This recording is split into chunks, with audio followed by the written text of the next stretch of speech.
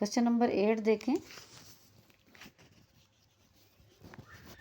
अब इसमें क्या था कि ये क्वेश्चन जो है हमारे पास इसमें क्या, card is selecting at random from a well shuffle pack of 52 play card, what will be the probability of selecting a queen.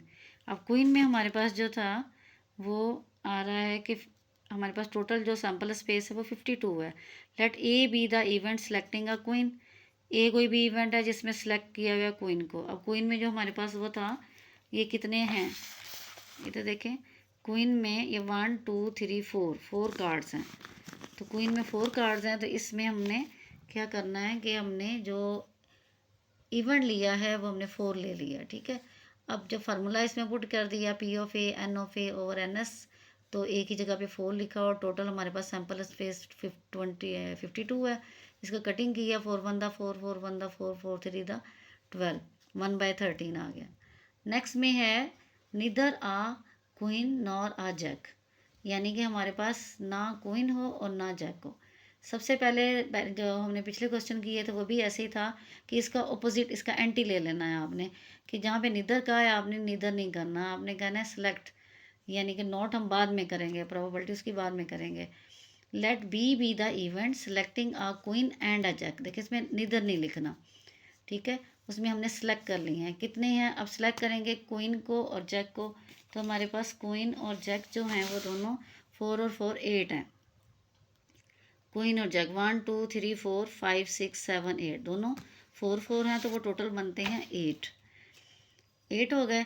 N of B हमने लगा लिया, 8 आ गया। ये हमारे पास एन ऑफ एस पहले ही 52 है, तो सैम्पल स्पेस का हमें पहले ही पता है, इसलिए ये फार्मूला लगाया n of B over n S.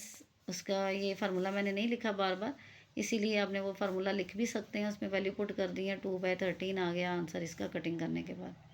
अब इसी को हमने जहाँ पे निदर लिखा हुआ है, इसका मतलब कि वो नहीं है, उसका वो फाइंड आउट करना है। तो हमने अब करना है let B complement B the event selecting neither a queen nor a jack. इसमें क्वीन भी नहीं है और जैक भी नहीं है। अब इसको 1 में से माइनस कर देना है, जैसे हम पिछले क्वेश्चन में हमने किया था कि इसको माइनस करेंगे तो ये आ जाएगा हमारे पास जो वैल्यू आई थी, इसको 1 में से माइनस कर देंगे। 13 1 दा 13, 13 में से 2 माइनस किए 13 आ गया। ये प्रोबेबिलिटी उसकी आ गई है कि neither a queen nor a Jack.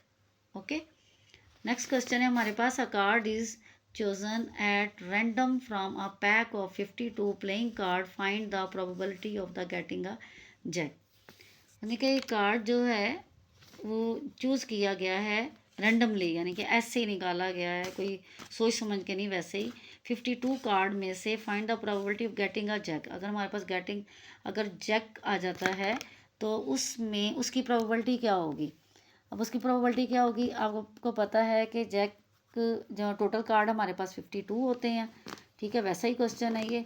Late A B the event selecting a Jack.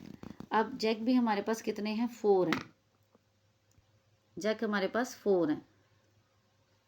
ये देखें, ये 1 2 3 4 आ गया है, तो हमने इसकी जगह पे वैल्यू पुट कर देनी है, प्रोबेबिलिटी का फार्मूला लगाया n of A over n S. अब जब इसकी जगह पे ये वैल्यू रखेंगे हम, तो पी ऑफ ए 4/52, 4 1 दा 4 4 1 दा 4 4 3 दा 12, ये 1/13 आ गया, ठीक है।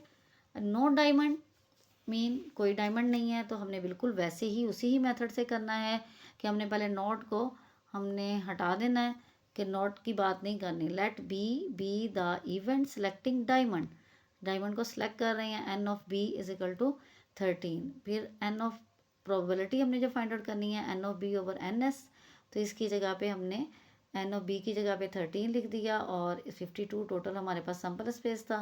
13 के टेबल में 52 4 टाइम आता है, तो 1/4 आंसर आ गया। अब इसमें नॉट की बात हो रही थी, नो डायमंड, तो let B the event selecting no diamond.